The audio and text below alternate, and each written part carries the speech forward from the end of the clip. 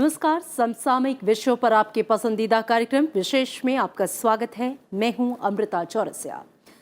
भारतीय संविधान के अनुच्छेद 15 और 16 में सामाजिक और शैक्षणिक रूप से पिछड़े वर्गों के लिए आरक्षण का प्रावधान किया गया है, बशर्ते ये साबित किया जा सके कि वे औरों के मुकाबले सामाजिक और शैक्षणिक रूप से पिछड़े हैं। इसी आधार पर अनुसूचित जाति, जनजाति और अन्य पिछड़ा वर्ग के लिए आरक्षण लागू किया गया। दरअसल आरक्षण की शुरुआत सामाजिक और शैक्षणिक तौर पर पिछड़ों को फायदा पहुंचाने के लिए की गई थी, लेकिन बाद के दौर में आर्थिक आधार को भी शामिल करने की बात प्रमुखता से उठती रही। हालांकि संविधान में आर्थिक आधार का जिक्र नहीं है। अब केंद्र सरकार ने एक बड़ा फैसला लेते हुए आर्थिक रूप से पिछड़े सभी वर्ग के लोगों को सरकारी नौकरियों और शिक्षण संस्थानों में 10% आरक्षण देने का फैसला किया है। सरकार ने इस प्रस्ताव को मंजूरी दिलाने के लिए लोकसभा में संविधान संशोधन विधेयक पेश किया है। ये 124वां संविधान संशोधन विधेयक है और इस विधेयक के लागू होने के बाद इसका फायदा आर्थिक रूप से पिछड़े हर वर्ग के लोगों के साथ साथ सभी अनारक्षित जाति के गरीबों को मिलेगा। आज विशेष में बात करेंगे 124वें संविधान संशोधन विधेयक की और चर्चा करेंगे इसके लिए किस तरह की संवैधानिक संशोधन की जरूरत होगी। साथ ही अन्य जातियों द्वारा किए जा रहे आरक्षण की मांग और आरक्षण के इतिहास पर भी बात होगी। तो आइए शुरू करते हैं आज का विशेष।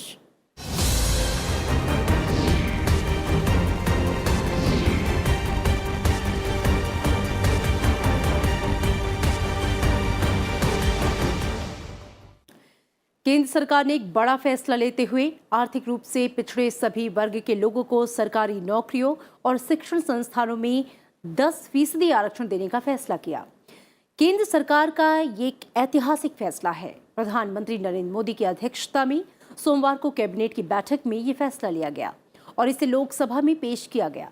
इस आरक्षण के लागू होने के बाद इसका फायदा आर्थिक रूप से पिछड़े सामान्य वर्ग के लोगों के साथ साथ सभी अनारक्षित जाति के गरीबों को मिलेगा। सोमवार को प्रधानमंत्री नरेंद्र मोदी की अध्यक्षता में केंद्रीय कैबिनेट की बैठक में इस फैसले से जुड़े प्रस्ताव पर मुहर लगाई गई। सरकार ने इस प्रस्ताव को मंजूरी दिलाने के लिए लोकसभा में 124वां संविधान संशोधन विधेयक पेश किया। इस विधेयक के जरिए संविधान की धारा 15 और 16 में संशोधन किया जाएगा। केंद्रीय सामाजिक न्याय और आधिकारिकता मंत्री थावरचंद गहलोत ने लोकसभा में इस संविधान संशोधन विधेयक को पेश किया। जिस धर्म के लोग इस देश में रहते हैं और SC, ST, OBC की आरक्षण प्रणाली से बाहर हैं, वो सब लोग इस प्रावधान का लाभ ले सकेंगे।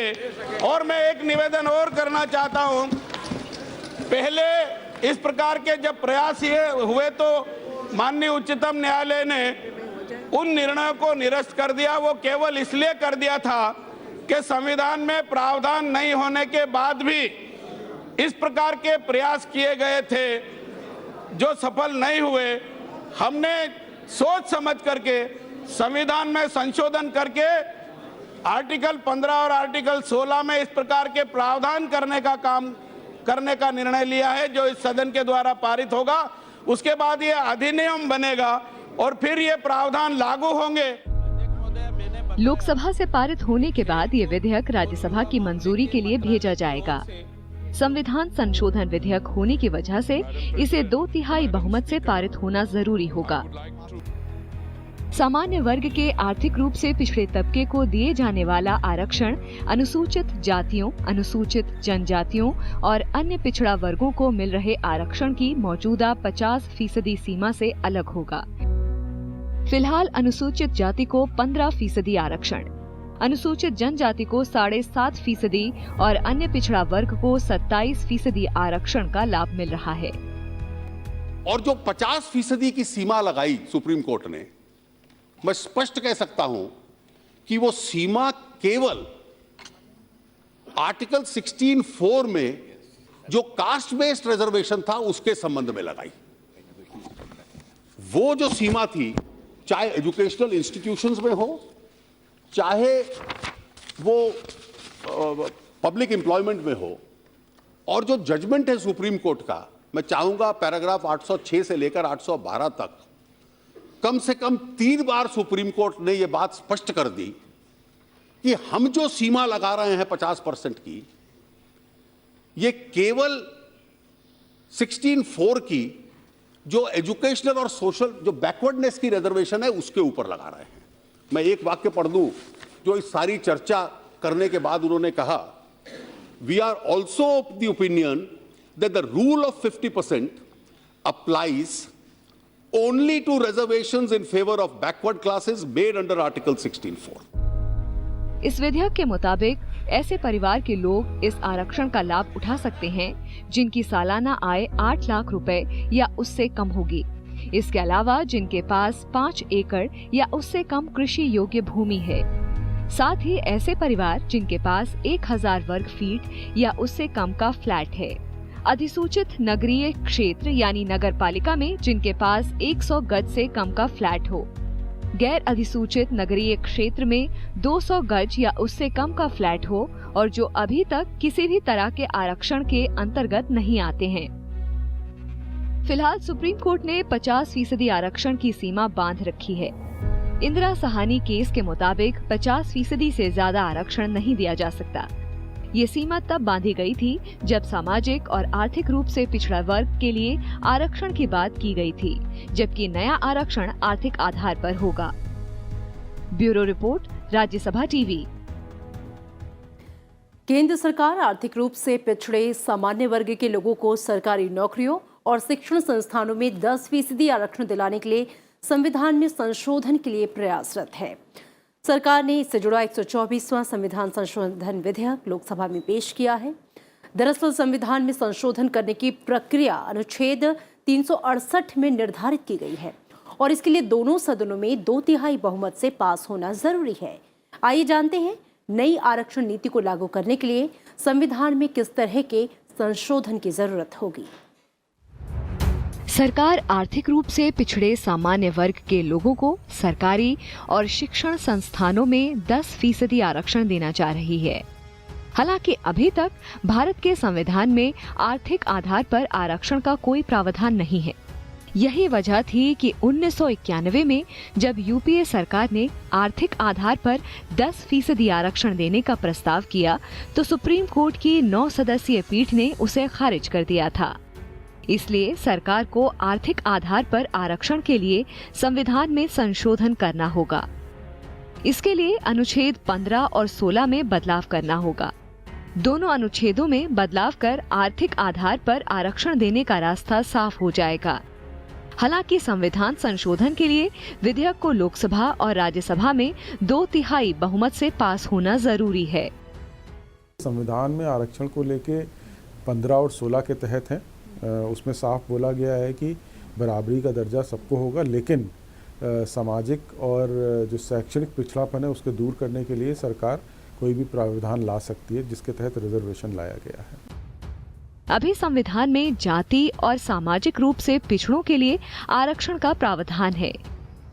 संविधान संशोधन विधेयक के जरिए संविधान के अनुच्छेद 15 और अनुच्छेद 16 में एक धारा जोड़कर शैक्षणिक संस्थानों और सरकारी नौकरियों में आर्थिक रूप से कमजोर तबकों के लिए आरक्षण का प्रावधान किया जाएगा।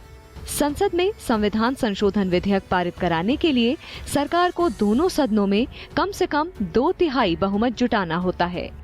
इससे राज्यों को अधिकार मिलेगा कि वो आर्थिक रूप से कमजोर वर्ग के लोगों की तरक्की के लिए विशेष प्रावधान कर फायदा पहुंचा सके। समानता का अधिकार है, राइट टू इक्वालिटी है। आर्टिकल 14 टू आर्टिकल 18, इसमें 2 प्रमुख प्रावधान हैं, आर्टिकल 15 और 16, जिसमें आप कोई भी शासन से जुड़े हुए जो मामले हैं, चाहे शिक्षा हो चाहे रोजगार हो, उसमें आप जाति धर्म इसके आधार पर आप भेद नहीं कर सकते। ये मूल प्रावधान था। 15(4) और 16(4) में इसमें एग्जम्पशन लगाया गया, जो विशेष प्रावधान करने के लिए, जिसको आज हम रिजर्वेशन कहते हैं, वो रिजर्वेशन का आधार ही 15(4) और 16(4) है।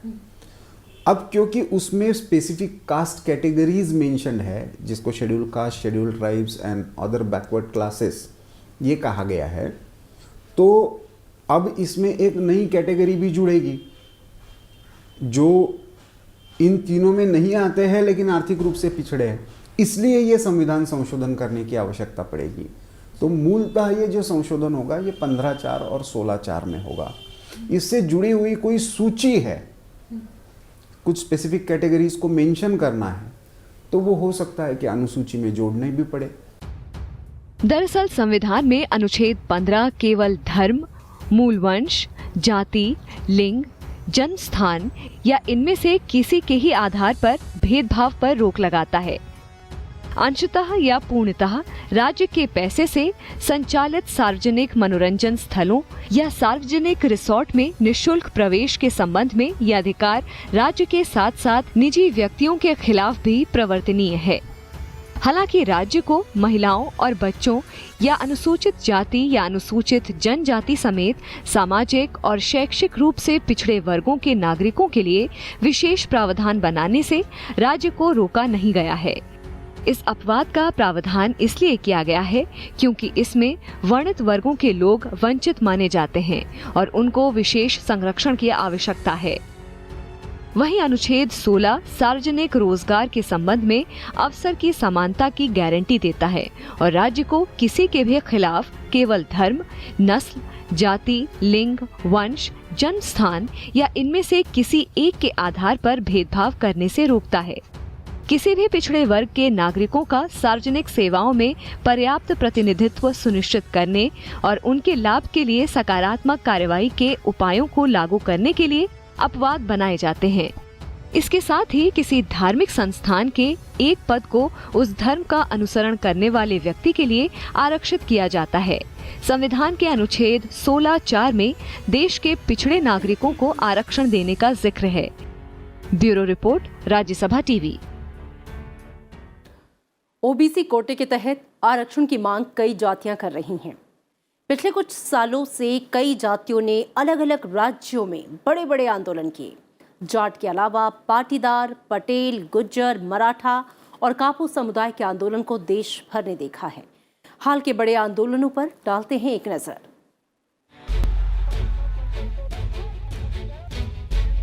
साल 2015 में पाटीदार अनामत आंदोलन समिति के बैनर तले गुजरात में बड़ा आंदोलन चला। आंदोलन में करीब 11 लोगों की जानें गईं। 125 लोग और पुलिसकर्मी बुरी तरह घायल हुए। इस आंदोलन में सोशल मीडिया का भी खूब इस्तेमाल हुआ।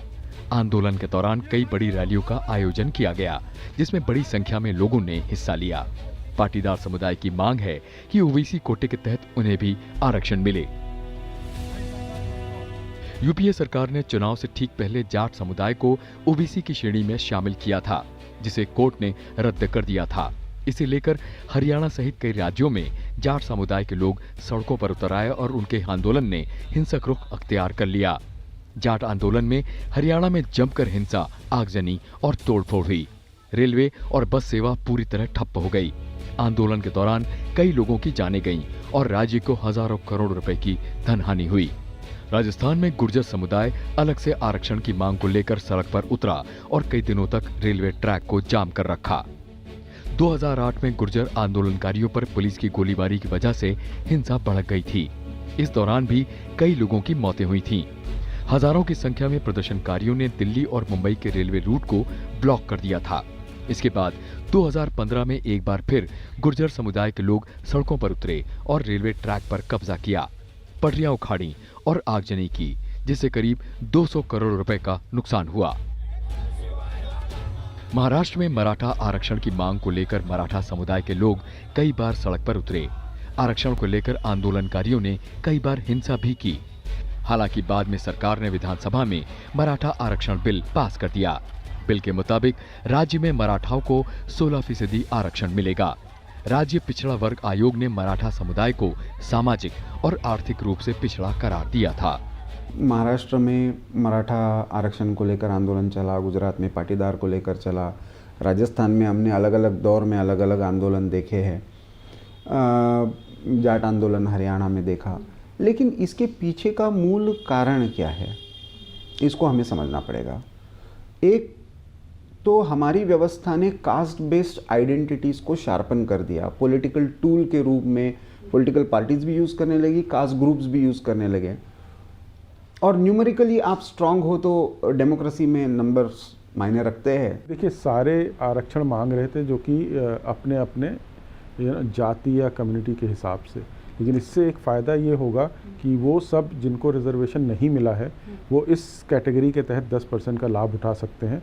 पहले तो वो मांग रहे थे कि उनको 27% में से दिया जाए ओबीसी, अब वो इस तरह की मांग नहीं करेंगे शायद, क्योंकि अब उनको एक जनरल कैटेगरी में रिजर्वेशन मिल गया है, तो उनको ओबीसी डिक्लेयर करने की ज़रूरत भी नहीं है अब।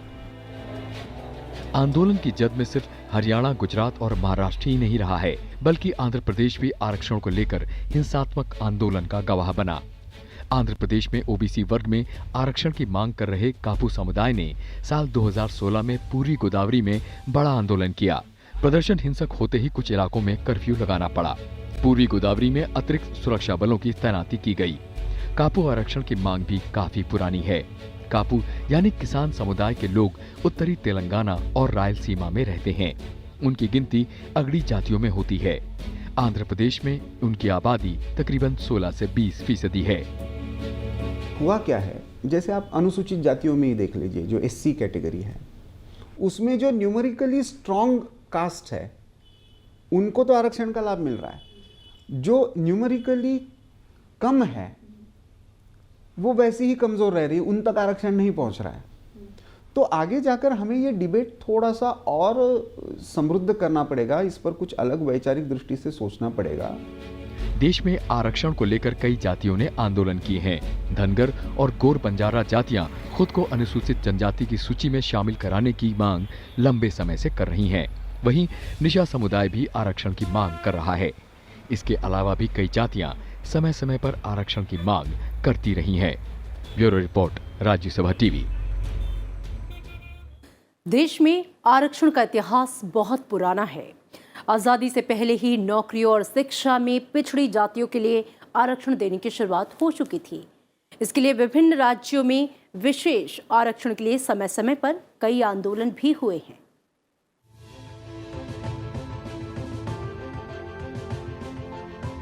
आरक्षण का अर्थ है अपनी जगह सुरक्षित करना।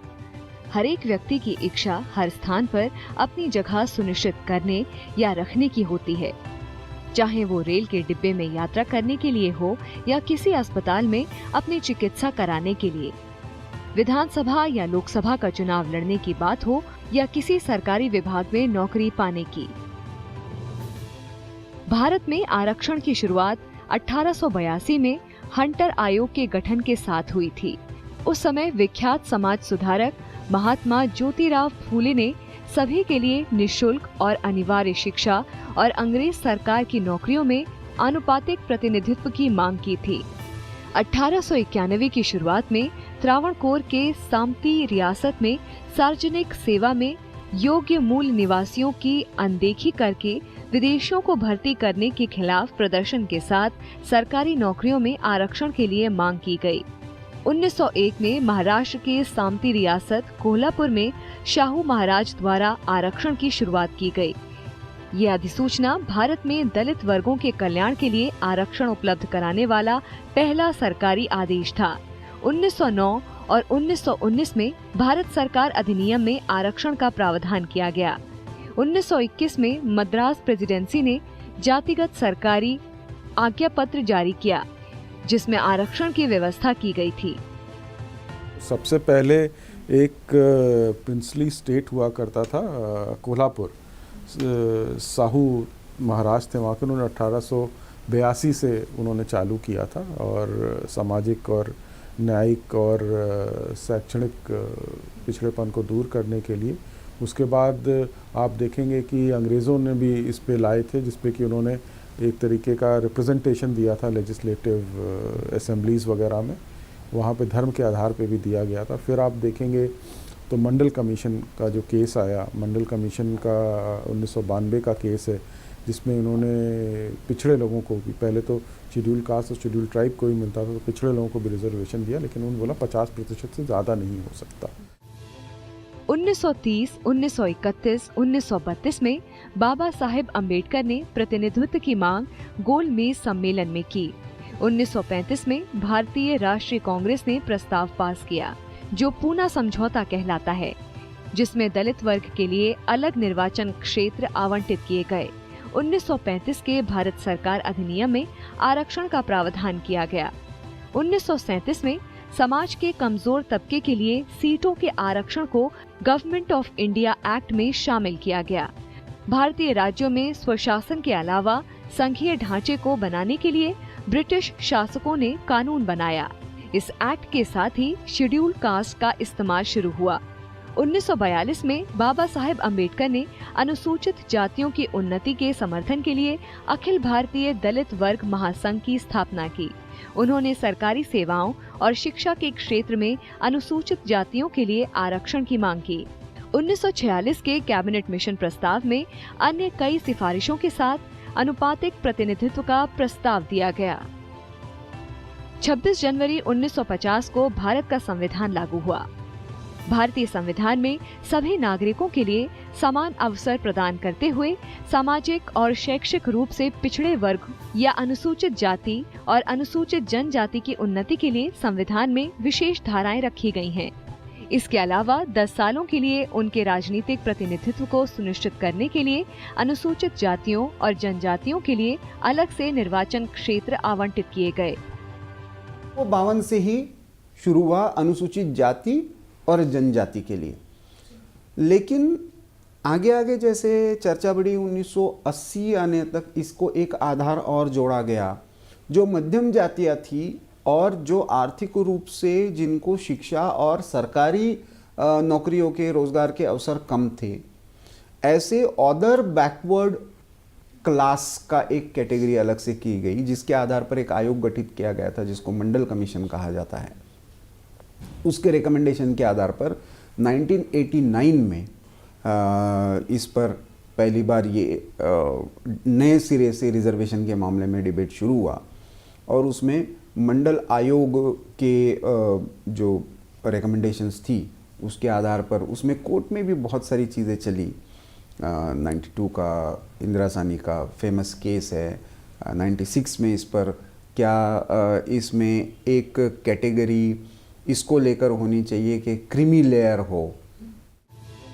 1953 में सामाजिक और शैक्षिक रूप से पिछड़े वर्ग की स्थिति का मूल्यांकन करने के लिए कालेकर आयोग का गठन किया गया। 1956 में काका कालेकर की रिपोर्ट के मुताबिक अनुसूचियों में संशोधन किया गया। 1979 में सामाजिक और शैक्षिक रूप से पिछड़े वर्गों की स्थिति का मूल्यांकन करने के लिए मंडल आयोग को स्थापित किया गया। 1980 में आयोग ने एक रिपोर्ट पेश की और मौजूदा कोटा में बदलाव करते हुए 22.5% से 49.5% वृद्धि करने की सिफारिश की। 2005 में निजी शिक्षण संस्थानों में पिछड़े वर्गों और अनुसूचित जाति और जनजाति के लिए आरक्षण को सुनिश्चित करने के लिए 93वां संविधान संशोधन लाया गया। Bureau report, Rajya Sabha TV.